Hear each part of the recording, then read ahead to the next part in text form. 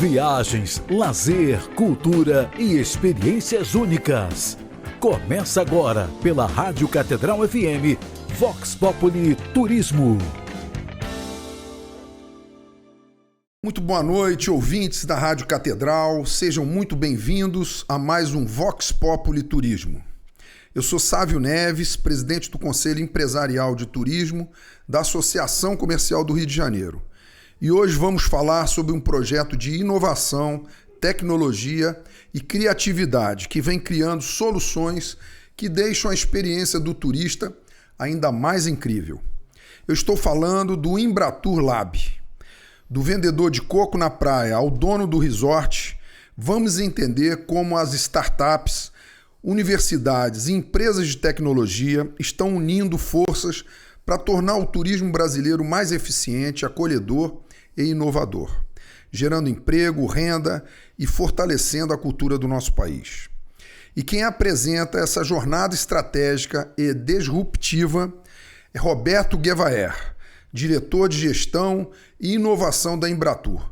Muito bem-vindo, Roberto. Obrigado pelo convite, boa noite a todos e todas. É um prazer falar de turismo, é sempre um tema bom, né? A gente estava conversando um pouquinho antes de entrar no ar dessa importância, da gente olhar um pouco para a gente ter orgulho do nosso país, da nossa cidade. Então, é um tema que a gente adora conversar e poder trocar um pouquinho de experiência, contar como é que a tecnologia está ajudando, vai ser um barato. Então, estou feliz aqui, queria agradecer mais uma vez o convite. Estaremos sempre aqui quando você chamar. Que bom, Roberto, uma alegria, uma honra nossa te receber aqui. Você que é um carioca da Gema, mora aqui no Rio de Janeiro, nós estamos emprestando o Roberto lá para Brasília esse período aí, que ele está colaborando com o turismo brasileiro na diretoria lá da Embratur, mas é um carioca que sempre carrega os laços e o sotaque carioca, né? Vamos começar, Roberto, por essa pergunta aqui básica para os nossos ouvintes, para eles entenderem. O que é um laboratório de inovação e por que vários setores dos setores públicos vêm investindo nesses laboratórios? Não, isso é o tema central, né? A gente precisa... Primeiro que o turismo, né, está vivendo um momento quase de ouro, né? O turismo internacional, a gente tem batido todos os recordes. Verdade. Você tem uma ideia, a gente nos primeiros 5 meses, né, com o turismo internacional, que é o foco da Embratur, que atualmente é presidido pelo Marcelo Freixo, a gente movimentou mais de 30 bilhões de reais. Então, né, o turismo representa quase 8% do PIB nacional. Então, é isso, é uma cadeia extremamente popular, como você falou, grande, dinâmica, que vai, né, tem o cara que vende o coco, o cara do milho, o barraqueiro, o dono do hotel. Então, quando a gente fala no turismo, a gente está falando de uma dinâmica econômica muito potente. E eu acho que o Lab nasce com essa perspectiva, assim, como é que a gente consegue dialogar, né, com outros setores, como é que a gente aproxima outros setores do turismo, olhando esse potencial econômico que a gente está falando. Assim, imagina, um setor que já movimentou em 5 meses 30 bilhões de reais, é importante e tem muito espaço. E para a gente continuar nesse crescimento, é fundamental a gente incorporar novas maneiras de fazer, as novas tecnologias. Então a gente e aí a provocação que o Freixo nos fez foi criar o Embratur Lab, né? Um espaço assim, como é que a gente pode mudar um pouco ou melhorar ainda mais o que a gente já vem fazendo. E a gente foi incorporando um pouco a ideia de trazer outros setores, outros profissionais. Claro, a Embratur tem um corpo técnico, né, excepcional, né? A equipe de turismólogos, todo mundo que já trabalha no setor há muitos anos, mas a gente foi incorporando também outras áreas, né? O audiovisual, o setor de tecnologia, a gerente, por exemplo, do Lab, a formação original, a arquitetura, depois virou gerente de projetos, a gente tem comunicadores, então a gente foi criando uma gama, né, dentro do Embratur Lab, e como um bom apaixonado pelo Rio, a gente botou o Embratur Lab aqui, sediado no Porto Maravilha, ali no Mara Valley, que é uma iniciativa também da Prefeitura do Rio de captar e cada vez transformar a cidade em um lugar mais inovador, essa cultura inovadora, e nada mais natural que fazer isso no Rio de Janeiro, que é o grande cartão postal do Brasil ainda, né? Claro que a gente já diversificou muito essa imagem, mas o Rio ainda é a porta de entrada do Brasil, e aí ter o espaço de inovação aqui faz muito sentido, porque a gente consegue trocar e estar em contato direto não só com quem trabalha com turismo, mas também o grande número de visitantes. Você falou aqui do Marcelo Freixo, ele esteve aqui conosco há 2, 3 programas anteriores, nossos ouvintes vão lembrar disso, deu um show aqui de conhecimento, ele muito rapidamente absorveu, ele mesmo disse, assumiu aqui que pouco conhecia desse mundo, desse universo dinâmico que é o turismo, mas rapidamente, com a sensibilidade que um professor tem, que é a formação do Marcelo Freixo, ele muito rapidamente entendeu a importância, o tamanho, né, a abrangência, o impacto que o turismo provoca e pode fazer aqui no Brasil todo, Rio de Janeiro, claro, porque é uma das grandes vocações econômicas, mas principalmente no Brasil, em áreas que ainda estavam muito embrionárias. Exato. Marcelo conseguiu entender isso, mesmo tendo aí uma limitação do trabalho, sendo uma promoção internacional, né? Porque o trabalho do turismo aqui no Brasil ele é feito pelo Ministério, existe essa divisão de competência, né? E agora você comentou também aqui na diretoria de inovação da tua gerente, Marina, que tem formação em arquitetura, uma querida amiga minha também de muito tempo, amiga pessoal, ela e o Bruno, enfim, mandar aqui um abraço para eles, né, aqui no ar. Vamos garantir o nosso Ibope, claro, aqui nos ouvintes, e dizer que estou muito feliz de ver todo esse desenvolvimento, essa área nova. Para mim, eu estou há 26 anos ali no Corcovado, no trem do Corcovado, e para mim é uma novidade, assim, já é uma grande inovação ter esse espaço no órgão público federal de promoção do turismo, criando essa interface entre várias áreas que a princípio parecem distantes do turismo, mas fazem todo sentido. É isso.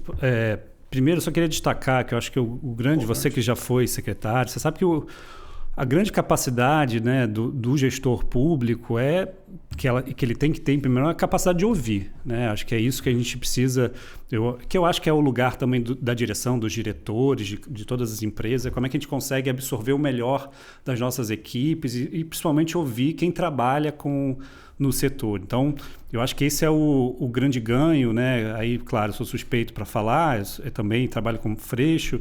Eu acho que essa capacidade de escuta ela é central para uma boa gestão e eu acho que a gente tem construído canais para isso. E o Lab é mais uma ferramenta de escuta também. Eu comentava que a gente já, por exemplo, participou de uma série de debates. Teve uma oportunidade que eu fui participar, que era o impacto da inteligência artificial na economia e no turismo. Então, ainda muitos setores, até de formadores de opinião, olham o turismo num outro lugar que não o setor econômico. Então, acho que o Lab vem nesse sentido, né, de dialogar com outros setores econômicos sobre o turismo, incorporando para e com, né, outros setores. E aí a gente foi, de fato, ampliando essa capacidade ao longo do tempo, desses 2 anos e meio da existência do Lab. A gente foi criando algumas diretrizes e alguns caminhos, né? Um deles, que é o central, que você mencionou, a economia criativa, né? Por exemplo, o audiovisual, parte do mercado, principalmente norte-americano, 44% das pessoas decidem para onde vão assistindo séries e filmes. Então, é muito natural também que a gente aproxime o setor do audiovisual do turismo. Então, a gente fez isso. A gente criou 2 editais já de curtas-metragens. Já acabou de lançar uma grande parceria com Netflix, que vai produzir roteiros digitais a partir das obras e séries que foram produzidas pelo Netflix no Brasil. Então, a gente vem aproximando. Acho que o audiovisual é uma vertente muito forte, é uma aposta dessa gestão. Ao mesmo tempo que a gente já dialoga com a produção, evidenciando a cultura brasileira, a cultura carioca. A gente acabou de ter o fenômeno do Oscar, Eu Ainda Estou Aqui, que, querendo ou não, põe a nossa cidade como pauta. Claro. A gente também está trabalhando com games, já é o 2º edital, a gente é parceiro da Abra Games, que é a Associação Nacional de Produtoras de Jogos Eletrônicos. Então, os cenários brasileiros também estão entrando nos games. Tem uma geração aí que só joga videogame, assiste muito menos streaming, tem gente que só assiste streaming. Mas tem uma outra geração vindo aí também, que é o videogame, assim, não sei, quem tem filho pequeno ou adolescente sabe que passam horas jogando. Então, você incorporar a cultura brasileira dentro dos jogos é central. Então, a gente apostou nos games, tem apostado no audiovisual, literatura, né? A gente criou a rota literária aqui no Rio de Janeiro, contando Vamos falar disso depois. Um pouquinho Machado de Assis, os pontos históricos do Rio. E isso pode ser replicado em vários locais. Você pensar em Salvador, Jorge Amado, Suassuna, em Pernambuco, enfim. Então, a gente tem uma cultura tão rica que a gente não podia... Né, também. A gente não podia deixar de aproximar todas as economias criativas. Tem um outro ponto central, e aí também, né, a gente abre outros temas, mas que é essa relação com as grandes empresas de tecnologia. Então, a gente é parceiro do TikTok, o TikTok ajuda a gente, faz oficinas no Brasil inteiro, de como é que você usa melhor a ferramenta para atingir, alcançar mais pessoas, vender, porque no final das contas a nossa preocupação é como é que a pessoa que trabalha com turismo está mais preparada para esse momento, esse novo momento do mundo. Então, TikTok, Google, a gente está conversando com diálogo ampliado já com a Meta, que a gente deve começar também um trabalho junto com eles. Então, e a terceira vertente que é muito forte, que é a relação com as startups, né? A gente fez vários editais. Então, parte, por exemplo, desses produtos que a gente vai conversar um pouquinho, que são as rotas, vieram através da relação com as startups, essas empresas de tecnologia, as startups. E não tem como falar, né, de inovação e de uma cultura de inovação sem as universidades, né? Então, a gente tem, né, a UF, principalmente, tem sido grande parceira, a UERJ, Unirio.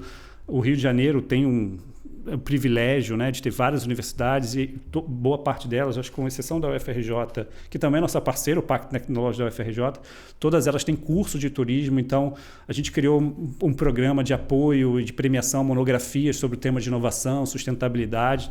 Então é isso, só resumindo um pouco essa história toda, a ideia é usar o Lab como um espaço não só de inovação, mas de diálogo com todos os setores possíveis para olhar e melhorar cada vez mais a nossa economia do turismo. Maravilha, Roberto, que papo interessante. Nós vamos hoje discorrer sobre nos 3 blocos, a gente está terminando aqui o primeiro, sobre esse assunto tão interessante do Embratur Lab. Nós vamos para um rápido intervalo e na volta a gente conversa mais o Embratur Lab, que está conectando turismo, tecnologia e sustentabilidade para transformar o setor no Brasil. É daqui a pouco, não saia daí.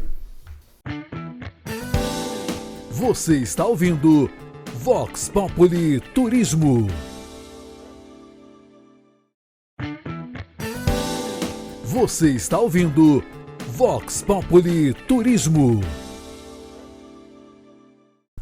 Estamos de volta com o nosso Vox Populi Turismo, hoje conversando sobre o Laboratório de Inovação da Embratur com o diretor de Gestão e Inovação da Embratur, Roberto Guevaer. Roberto, a gente terminou o primeiro bloco falando um pouco de todo esse sistema que está interconectado, e aí você falou das universidades que também estão envolvidas no laboratório.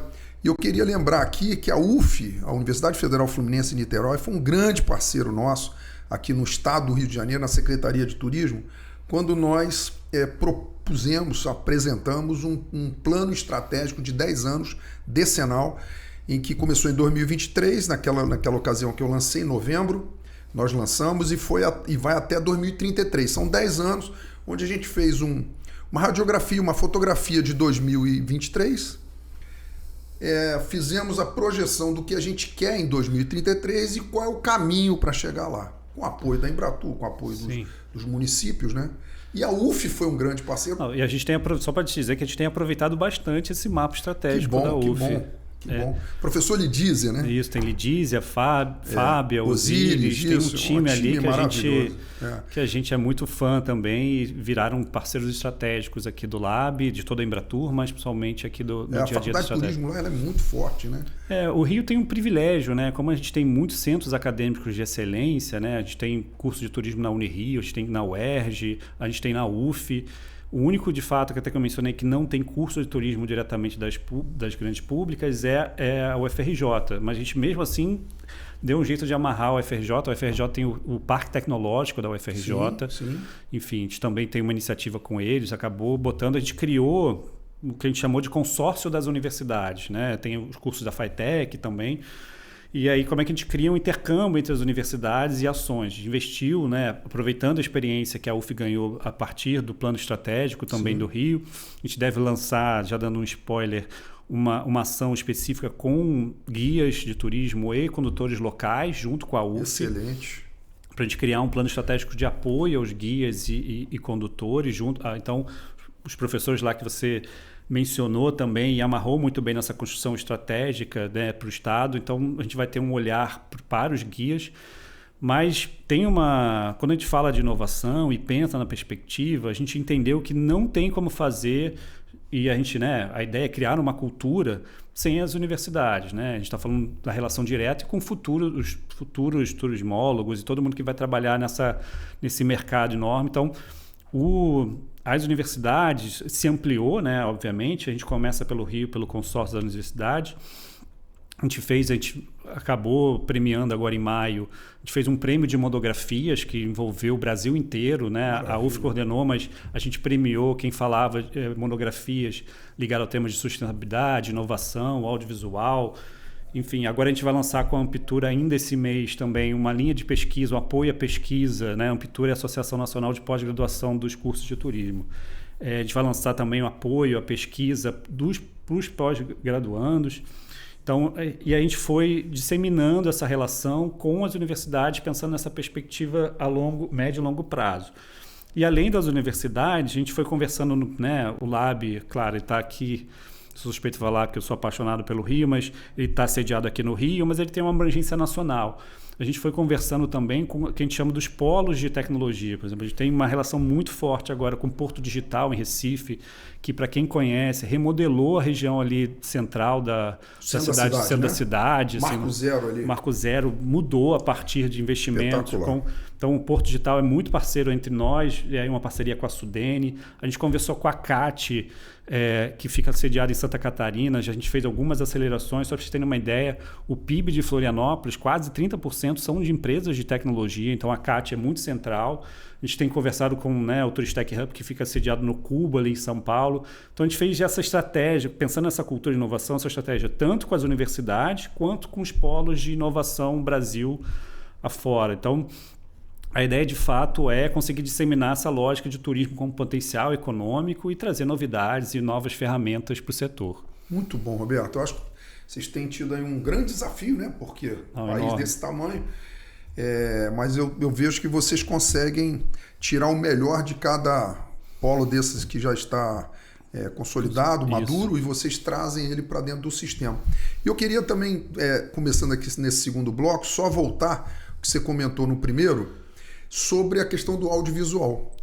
Também nós tivemos uma experiência aqui no estado do Rio de Janeiro, na Secretaria de Turismo, exatamente para tentar contratar, olha que heresia, né? A gente tentou contratar o Woody Allen para fazer um romance, uma comédia, né? Um romance que ele fez com cenários em Barcelona, Paris, Nova York. Ele conseguiu trazer esse tema, que são duas pessoas, né? Dois protagonistas, o casal que ficava discutindo e com um cenário atrás. Isso divulgava muito a cidade, né? Todos eles se beneficiaram disso, principalmente Barcelona pós-Olimpíadas Barcelona, depois de 1992. E não conseguimos porque o Woody Allen já está meio aposentado, já está meio desanimado, não quer fazer. Foi uma pena a gente não conseguir, mas a gente ainda imagina que tem outras possibilidades aqui mesmo. Agora, né, o Brasil, o cinema brasileiro mostrou que tem toda a força, que tem toda a competência de qualidade para atingir aí um público. E esse caminho que vocês estão desenvolvendo, eu acho sensacional. Eu acho que o audiovisual tem tudo a ver com a promoção de destino. Claro. E até mencionei, assim, parte hoje dos consumidores, de quem quer visitar, vai viajar, decide a partir do audiovisual. Tem um outro exemplo que ficou muito famoso, né, que é aquele Emily in Paris, né? Também sim. Se criou roteiros a partir da onde a personagem frequentava na cidade. E não é diferente no Rio de Janeiro e em outras regiões do Brasil, né? Ali a casa que foi filmada na Urca, que foi filmada, era da família, né? Do filme Eu Ainda Estou Aqui, virou ponto turístico, tem fila para tirar foto. Ele nem é no lugar original, né? Porque eu acho que a família ali, pela história, vivia em Ipanema, mas é de Ipanema, né? Eu acho que era Leblon. Leblon, Ipanema. Leblon, Só que a casa que foi usada como cenário, hoje está ali na Urca, ali na orla da Urca, que virou ponto turístico. Então, a gente já entendeu já há algum tempo, mas acho que tem que ter uma estratégia, né, de fortalecer essa lógica que a gente chama do turismo audiovisual. Isso no mundo inteiro é uma ferramenta e não pode ser diferente no Brasil. E aí Beverly Hills, né? Lá em Los Angeles, usa muito isso. Exatamente. Né? E quando você vai, assim, não sei quem já teve oportunidade, você fica até, é isso, a nossa cidade, o Brasil é muito mais bonito do que aquela rua ali com as estrelas e os coqueiros. Mas é isso, você vai criando imaginário, né, a partir dos filmes, né? Quem nunca sonhou, a gente já viu tanto filme em Nova York, então a gente vai criando também o imaginário dos lugares a partir do audiovisual e a gente precisa ter uma estratégia. O que a gente tem feito, só para reforçar? A gente tem debatido muito com o Ministério da Cultura para a criação de uma Film Commission nacional. Muito bom. Para quem não conhece, não está familiarizado, o Film Commission é uma espécie de órgão que centraliza todos os pedidos e facilita a produção, entra em contato com os órgãos. Porque para filmar você precisa fechar uma rua, você precisa de autorização. Então tem uma série de atribuições que a Film Commission pode contribuir com a produção local, né? Algumas cidades têm, o Rio de Janeiro já tem a sua Film Commission. São Paulo tem, mas a ideia é fazer isso nacionalmente também. Então, a gente tem pautado, a modelagem deve estar pronta, essa relação direta ali com o Ministério da Cultura, obviamente, mas agora em agosto, setembro, a gente já deve ter o formato da Film Commission Nacional. Maravilha. A gente tem feito alguns editais, né, de produção de curtas-metragens, evidenciando, obviamente, a cultura brasileira. A gente já está na segunda edição, a segunda edição agora foi focada na Amazônia, pensando um pouco, né, nesse momento que o Brasil vai viver de centralidade do tema ambiental, com a COP, que vai acontecer agora em novembro, em Belém. Isso. E a gente fechou uma grande parceria que a gente está muito animado também com o Netflix. O Netflix, os streamings que estão no Brasil, eles têm uma obrigatoriedade e acabam produzindo também produções locais que usam cidades e lugares paradisíacos. Assim, conteúdos locais que usam a nossa... Né, é isso, a cidade. A gente tem exemplos da Amazônia, tem várias séries. E a gente vai produzir guias de viagem a partir do audiovisual brasileiro em parceria com o Netflix. A gente já lançou, tem um teaser, depois quem puder ver, botar aí Embratur e Netflix, tem um vídeo que é lindo, assim, você parece que de fato é uma produção, uma propaganda de marketing sobre o Destino Brasil, mas são cenas de séries que a Netflix produziu.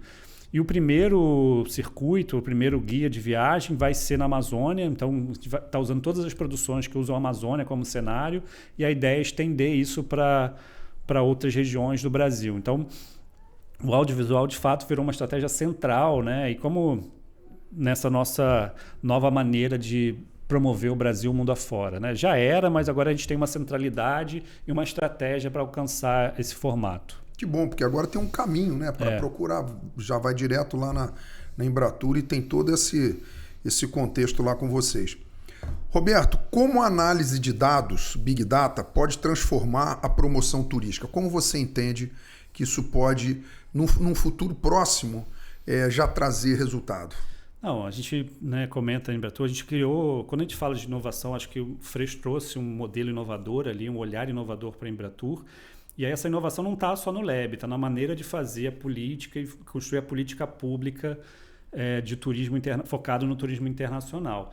Então, uma das vertentes centrais, né, você mencionou aqui a sustentabilidade, a própria relação com a tecnologia que a gente está conversando um pouquinho e as suas vertentes. E uma centralidade é estratégia a partir de dados. Você tem que entender, na verdade, de onde está vindo o turista, como ele está vindo, quanto tempo ele fica, qual é o lugar que ele prefere. E aí a gente recriou e dotou ela de uma estrutura, uma gerência de dados para ajudar a gente na análise. Então, a gente tem classificado segmento A, B, C, tipo, qual é o nível, quem são, né, quase brincando aqui, tentando facilitar, assim, qual é o filé mignon, quais são os países que mais emitem para o Brasil, qual é que a gente está desenvolvendo, qual é que tem talvez uma possível crise que a gente tem que compensar. A gente, por exemplo, ficou muito preocupado, não sei se o Freixo comentou aqui, por exemplo, com as mudanças que tiveram na Argentina, o impacto econômico das mudanças na Argentina.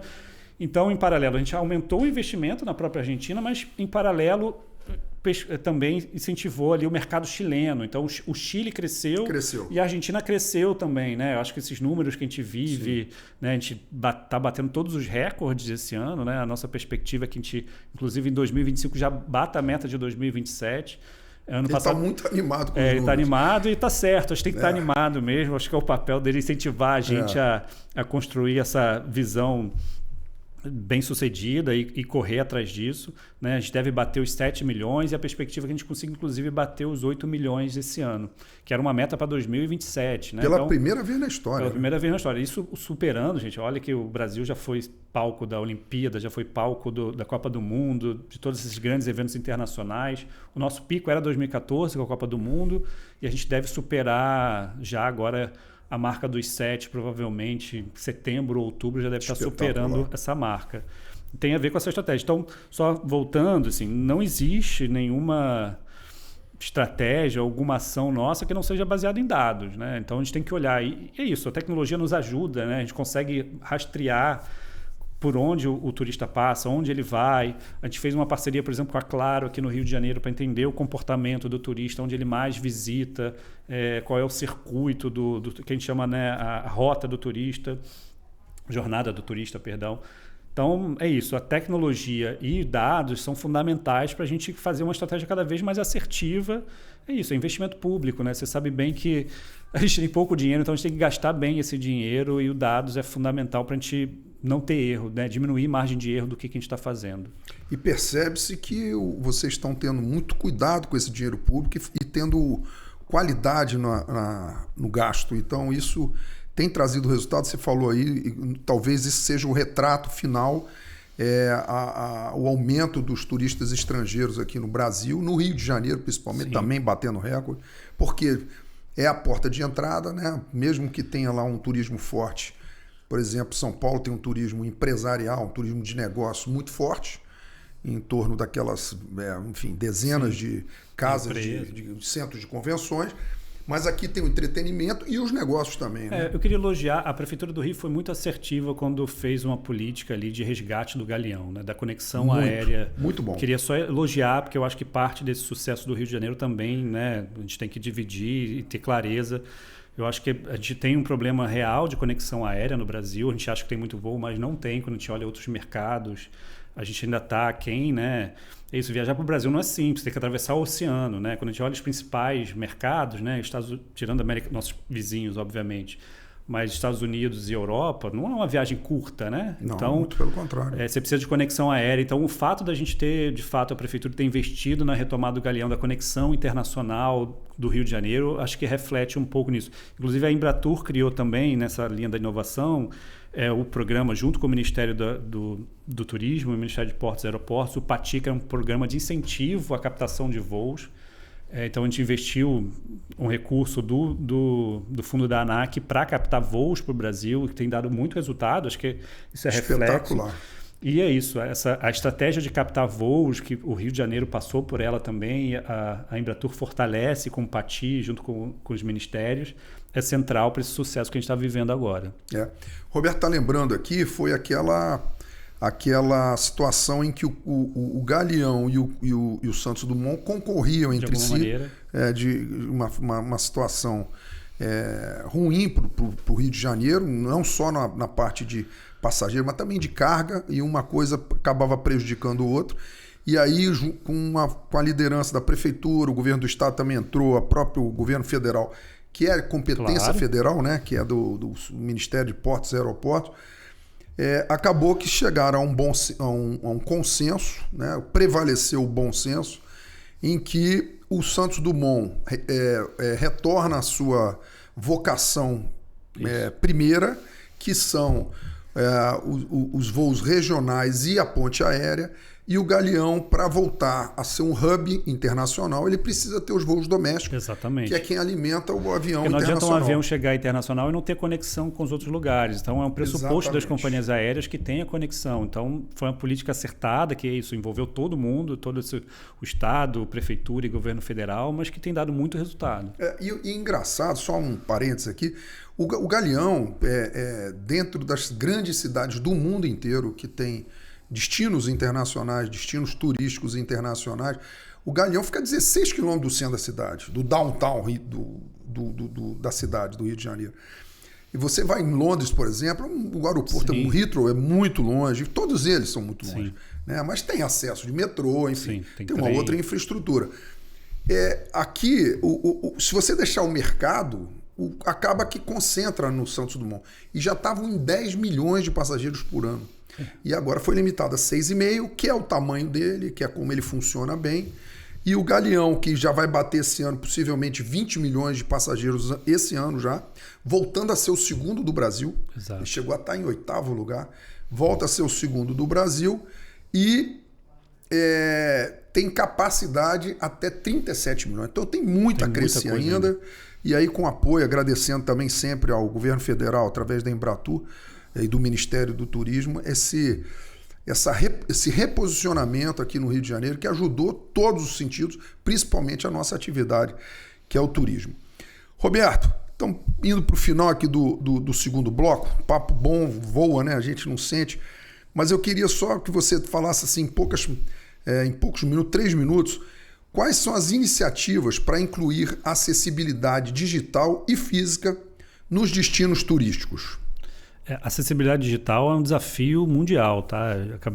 Como a Embratur tem esse olhar... Baita desafio, né? A Embratur tem esse olhar, né, do turismo internacional, a gente acaba participando de alguns eventos internacionais, as feiras. Em um desses encontros, que o debate, né, de digitalização que eu participei, isso é um problema também da Grécia, por exemplo, né, que tem muitas pessoas com mais idade que não estão... Isso não é natural, né? Essa facilidade que a gente tem, né, que algumas gerações têm de uso das tecnologias, não é a mesma em todos os lugares, e principalmente, querendo ou não, tem uma questão ainda de letramento, da gente entender um pouco como é que a gente usa melhor. Eu acho que mais do que ter acesso, é como é que a gente usa melhor as tecnologias e como é que a gente acessa mais. Eu comentei que, diferente de outros setores, quando, por exemplo, eu não lembro qual foi a última vez que eu fui num banco, que eu fui num cartório. A nossa perspectiva é usar a tecnologia para aproximar as pessoas dos destinos, né? Para as pessoas visitarem mais o Rio, visitarem mais o interior, ir para Búzios, ir para Cabo Frio, região dos Lagos, Angra, região serrana. E essa é uma ferramenta que a gente precisa apostar para continuar evoluindo e crescendo, né? Então, parte dessa estratégia foi uma relação muito profunda com o Google, né? A gente fez uma série de oficinas e webinários para as pessoas entenderem melhor como é que elas se colocam lá nas ferramentas do Google, né? Como é que elas... Afinal das contas, a gente quer que quem trabalha com isso venda mais e acesse mais pessoas. Então, tem quem entrar no embraturlab.com.br, tem todas as oficinas, acesso a esse material. Então, a gente queria aproveitar aqui o espaço para divulgar, assim como a gente tem com o TikTok, que é uma ferramenta... Engraçado que cada ferramenta também, cada rede social... ela, querendo ou não, tem um grau geracional, né? Alguns usam mais o TikTok, outros usam mais o Instagram, outros usam o Facebook. Então, como a gente quer comunicar com o maior número de pessoas possível, e essa é a ideia desse nosso gancho aí, que a gente chama de digitalização do setor, essa aproximação. Então, a gente tem uma série de materiais para usar, ensinar a usar melhor cada vez essas ferramentas que estão disponíveis aí. Boa parte delas são gratuitas, né? Então, não tem nenhum pagamento. Então, se você tem um cadastro atualizado nas redes sociais, você de fato acessa mais pessoas, você consegue vender melhor seu produto. E nisso eu queria comentar, a gente tem um parceiro fundamental para essa construção toda, que é o Sebrae. O Sebrae Nacional é um grande parceiro da Embratur. A gente tem um programa chamado, junto com o Sebrae, que chama Melhores Práticas, ou seja, melhores práticas comerciais, como é que você vende melhor o seu produto, como é que você acessa mais turistas.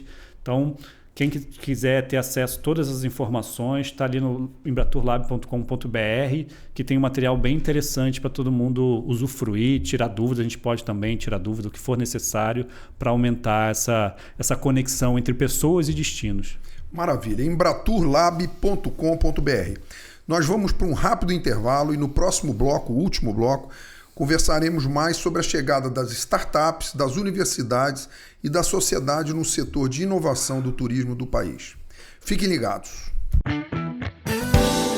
Você está ouvindo Vox Populi Turismo.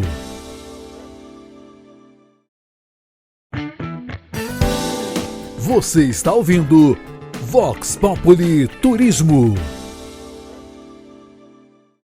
Voltamos com o nosso último bloco, hoje conversando com Roberto Guevaer, diretor de Gestão e Inovação da Embratur, sobre o Laboratório de Inovação da Embratur, o Embratur Lab. Roberto, a gente terminou o segundo bloco e eu queria começar com uma pergunta aqui nesse nosso último bloco, para a gente fazer um belo fechamento. como a cultura local está sendo traduzida em experiências digitais e imersivas? Não, excelente pergunta. A gente tem algumas, né? A gente produziu alguns novos produtos usando tecnologia. A gente teve uma estratégia desde o dia 1 do Lab, né? A gente lançou o Lab, o Freixo assumiu a Embratur no início de janeiro de 2023. A gente começa o trabalho efetivo do Lab em abril de 2023 no Web Summit, né? O Web Summit, o Rio de Janeiro se tornou, querendo ou não, né? Está recebendo grandes eventos de tecnologia. O Web Summit, todos os anos, né? Todos os anos tem o Rio Innovation, tem o Web Summit. A gente lançou no Web Summit 2023 o Lab. E a nossa primeira ação foi uma chamada para startups, né? A Firjan tinha feito na época, em 2023, no início de 2023, final de 2022, 2023, uma pesquisa de opinião de turistas internacionais que apontou uma série de questões, querendo ou não, problemas, né? Que a gente chama de dores, né? Uhum. E aí, essa pesquisa que foi feita pela Firjan, que entrevistou os turistas internacionais no saguão do aeroporto, estavam indo embora, então estavam, né, com a memória muito viva sobre o Rio de Janeiro, sobre a experiência, apontou uma série de questões que envolvia estrutura, acesso, questão de linguagem, né, comunicação. E aí a gente pegou essa pesquisa da Firjan e transformou num edital para startups. Foi a nossa primeira ação.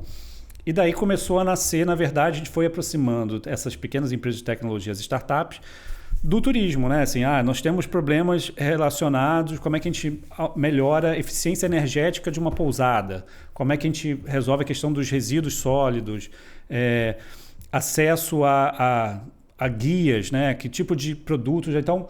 A gente questão da língua, né? Da barreira. Questão da língua, né? Acho que, querendo ou não, a tecnologia tem facilitado cada vez mais Sim. isso, então a gente vai diminuindo as barreiras. Então a nossa primeira ação que foi lançada no Web Summit, eu sempre brinco que o Web Summit aqui no Rio de Janeiro é o nosso aniversário, o aniversário do Lab. No segundo ano a gente teve aí já com outra vertente, o padrinho, né, o Gilberto Gil participou de uma atividade nossa, lançando um dos produtos que o Embratur Lab, usando as tecnologias, produziu junto com as startups, que é a Rota Literária, né? O Rio de Janeiro e o Brasil inteiro, a gente comentou aqui, tem autores maravilhosos e a história das cidades perpassam boa parte da literatura nacional, né? Bahia tem Jorge Amado, a gente comentou, Suassuna, enfim, tem várias regiões, Mário de Andrade, São Paulo. O bruxo do Cosme Velho, Machado de Assis. Exatamente. Aí o Machado de Assis virou um grande personagem. Lá do virou um grande personagem do que a gente chama Rota Literária. A gente tem 2 roteiros aqui no Rio de Janeiro, com autoguiamento, treinamento dos guias. Acho que é importante falar que os guias são centrais nessa estratégia de uso de tecnologia e ferramentas nesses novos produtos. Então, a Rota Literária conta um pouquinho ali, principalmente no centro da cidade, né, os pontos históricos, onde foi criada a ABL, quem é o primeiro imortal, o Jorge Amado.